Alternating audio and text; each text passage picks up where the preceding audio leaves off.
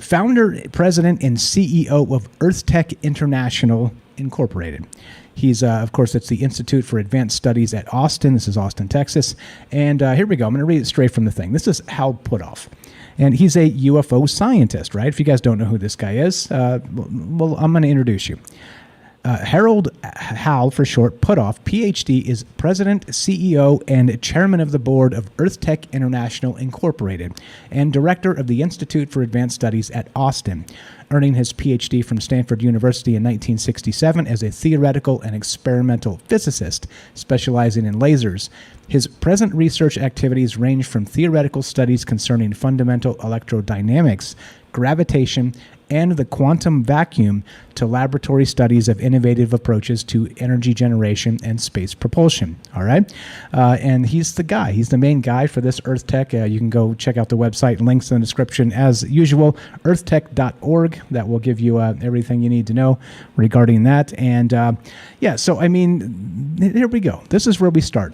Now, the interesting thing, if you notice, the principal team here at Earth Tech, we have the top two. We've got Hal Puthoff, and we have Eric Davis, the senior science advisor.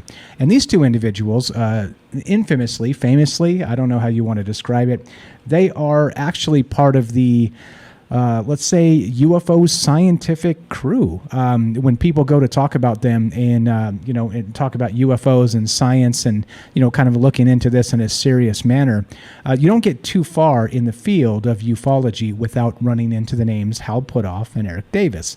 And another one, actually, that's coming up pretty quickly into the scene as well as Travis Taylor. If you guys remember him, we talked about him a little bit in the past. He's the chief scientist for not just Skinwalker Ranch, that television show and that investigation, right?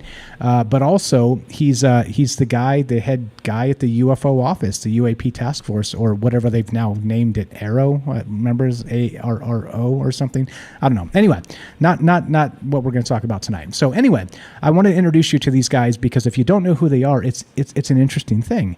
And all roads sort of lead through this crew of people. And these particular individuals are highly lauded in the UFO field. And, for good reason. They're brilliant scientists and all the rest of this. And, I don't want to get into the mudslinging and all the bad stuff that comes with let's say picking teams, choosing sides.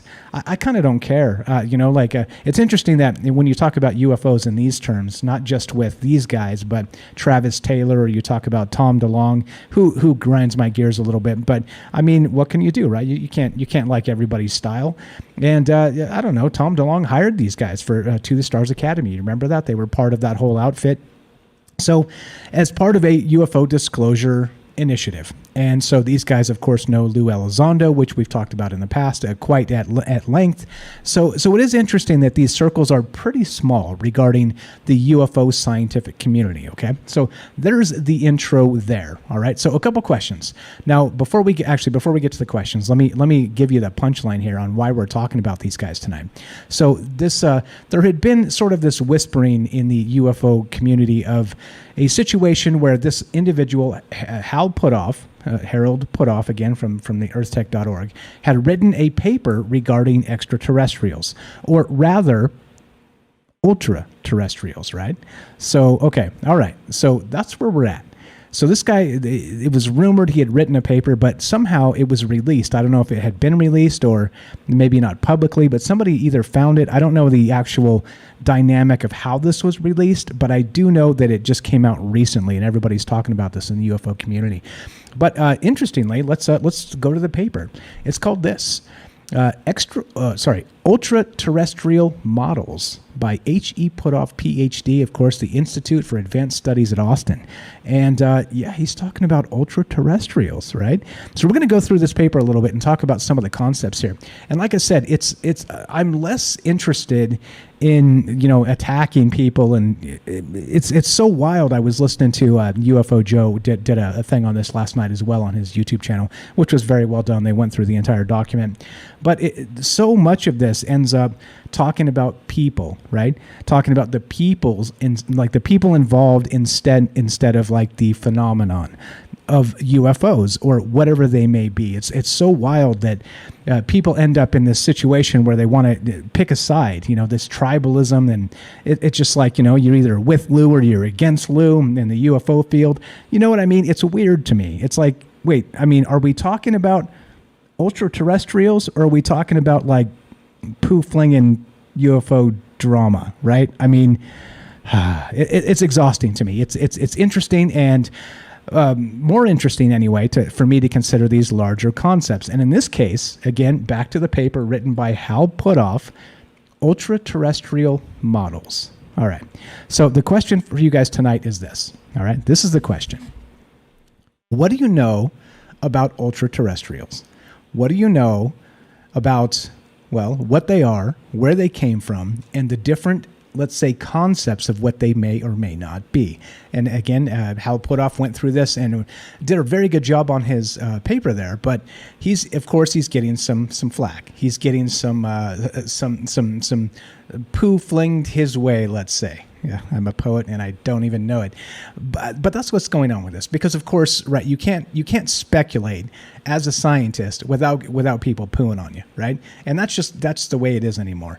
And so I get it. I get why there's this huge tribalistic divide in these situations. But I think it's important to be able to consider all the things, right? Again, science and religion. Why do they have to hate each other? I don't think they do. I think there's a lot of elements where they do combine and also commingle. So anyway, so what do you know about ultraterrestrials? That's the first question tonight. What are the actual, let's say, logistics of this? And do you think it's possible that the ultraterrestrials, meaning that the aliens or the phenomenon or whatever's going on, has actually been here on Earth all along, right? Now, we've talked about this in the past in terms of not just, let's say, Agartha and, Bigfoot living underground and even primordial nature spirits as these UFOs, as the lights in the sky. We've talked about a lot of this stuff, right? But in this case, we're getting this from a, let's say even the dominant, preeminent UFO scientist, Hal Puthoff. All right, so we're gonna go through this paper, read a little bit about this, but it's pretty interesting that I was reading some of it and going through a bunch of these other links regarding not just, of course, the people that are interested in this and some of the things they've said about ultra-terrestrials. Ancient astronaut theorists say yes, and I mean that in the nicest way. But also some of the people that were like, boo, hiss, like this is just like regurgitated garbage from like the 60s, right? So what's going on here? Again, as always, part of the rest of the questions with this, with ultra-terrestrials and people and the UFO community and as the scientists involved, do you think that they deserve sort of this backlash without direct evidence of, grabbing an ultra-terrestrial by the ear and saying, here, I got one, right? Or do you think it's not really fair of us to kind of go after them for speculating? I think there's a lot about this. There's a lot to this regarding, these guys have some contacts with the government and, actually full-on government employees. So I don't know. What's going on? More propaganda? I don't know. That's why we talk about this stuff. So the number to call one more time, 702-957-1037. That's 702-957-1037. And there you go. Let's get to this paper. All right, there you go. Let's do it. I'm going to read just straight from the thing. Ultra-terrestrial models. You guys can stop me at any point by dialing the phone number or jumping in the Discord, and we'll talk about this. But check this out. Straight from the thing. Let's see. Let's unmute myself. All right. Abstract. Under consideration in this paper are two seminal statements and their concomitants, currently unknown, as follows, which just means things happening concurrently is what that means. There you go. Now, number one, there is an unidentified phenomenon interacting with the current human population on Earth. Let's move that over. Two, it is currently unknown whether the phenomenon is exclusively extraterrestrial, extra-dimensional, cryptoterrestrial, demonic, or jinn, D-J-I-N-N, like the old actually original term for a genie. Most of you know this, proto-ancient humans, time travelers, etc., or some combination or mutation of any or all of these. However, it appears highly likely that the phenomenon per se is not constituted exclusively of members of the current human population. Okay, Oh, all right. In this paper, we address the above under the overarching theme Ultraterrestrials in order to develop a template to be matched against data at hand and that may be procured in the future. All right, there we go. That's how this starts. And this is, again, written by Hal Puthoff, wrong tab, of earthtech.org. Again, infamous UFO scientist, famous UFO scientist. However you want to determine this, that's up to you, because, some people are like, boo, hiss, this guy's this guy doesn't know what he's talking about. And other people are like, man, if anybody knows what UFOs are, this guy knows what they are. Well, there you go. So I don't know. Exactly. What's up, Derek? How you doing? Yeah, UFO Twitter is talking about this right now. This is one of those things that literally just popped, and people are all over this right now. So there we go. So that's how this starts, right? Read just a little bit more where we at time-wise. We're okay. Okay, let's read just a little bit more of this paper. So this is the thing. Straight from Ultraterrestrial Models by Hal Puthoff. The background. As one takes a decades-long view of the unidentified aerial phenomena topic, it is easy to become frustrated by what one sees as a lack of robust progress in establishing sure and certain ironclad data points about even the most fundamental of issues. These issues prompt such key questions as follows. Number 1. Is the phenomenon predominantly nuts and bolts, psychological, or metaphysical, assuming such distinctions can be made? Number 2, is the source of the phenomenon predominantly terrestrial, ultra-terrestrial? And this is an interesting part in here. He said, as part of the parentheses, ultra-terrestrial, ancient occult group, isolated pre-diluvian high-tech society, or stranded ETs/gods. You see that? Okay. Out of the parentheses, or extraterrestrial, assuming that distinctions between these alternatives are meaningful. Number 3, has the phenomenon ramped up in our era, or has it been essentially constant over millennia? I think that's a fantastic question. Number 4, are oft-times related topics such as claimed abductions, crop circles, and animal mutilations truly related, or are they separate categories of phenomena? I think that's a great way to start this, because why the hell not, right? If we're not, like I always say, if we're not talking about this, who the hell's talking about this? So back to the questions, right? What exactly do you guys know about ultra-terrestrials? And of course, because regular definitions are boring, I went to the Urban Dictionary to find what an ultra-terrestrial is. Here you go. If you don't know what an ultra-terrestrial is, this might be some comic relief. Ultra-terrestrial is defined as this: a superior, non-human entity of natural or supernatural origin that's indigenous to planet Earth. Oh, and the sentence here below: UFOs, fairies, and elves are believed by some paranormal researchers to be ultra-terrestrials. Oh, all right. Here's another one: a being from another dimension or plane of reality. And here's the sentence: it doesn't make any sense. How can they summon those demon monsters from thin air in Buffy the Vampire Slayer? Oh, there you go.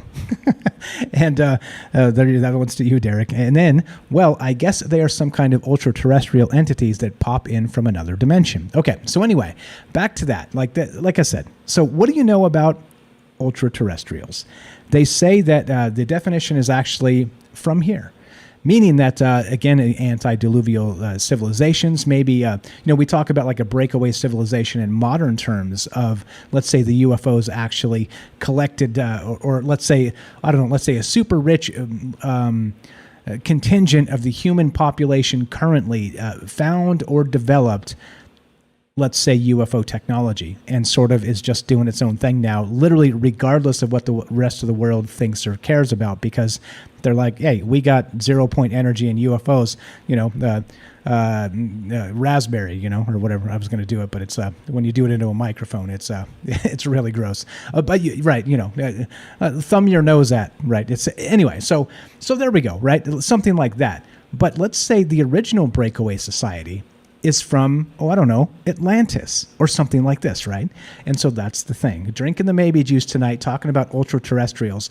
And let's say this, if we're talking about a breakaway civilization, is it possible then that the original breakaway civilization was exactly as some of the legends have described, Atlantis?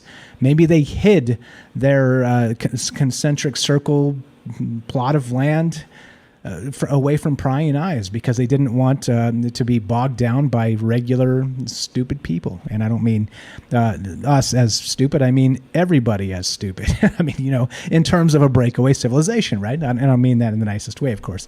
But so I don't know. So what's going on with this? Is there, in terms of an ultra-terrestrial, what do you know about them? And do you think it's possible that in these terms we're talking, that there is some sort of something that's been here? And it could be all kinds of things, right? We'll get back to the paper from Hal Puthoff and talk about this. But, there's a lot here. Again, he's talking about like maybe occultists from the past that maybe learned some sort of ritual magic or something that allowed them to maybe transcend, or let's say even step out of phase into the next dimension. So maybe they're right here, maybe even in the room with me right now, but there's no way for us to actually communicate. Well, not me, but they can probably see me and communicate with me. And that's really what comes into play with this idea of the ultra-terrestrials and this phenomenon, whatever this is. So what do you know? What do you know about this? What do you think? Is all of this possible? Or is this, again, as always, we have to consider that all of this could just be a bunch of monkey shines? Love to hear your thoughts. If you want to be part of the show tonight, we're talking ultra-terrestrials. We're talking about Hal Puthoff and Eric Davis and this paper that was written describing ultra-terrestrials themselves. So, you think it's possible? You think it's nah? You think it's somewhere in between? 702-957-1037. That's 702-957-1037. This is Troubled Minds. I'm Michael Strange. Don't go anywhere. More ultra-terrestrials, your calls, and more from Hal Puthoff in his paper when we return. Be right back.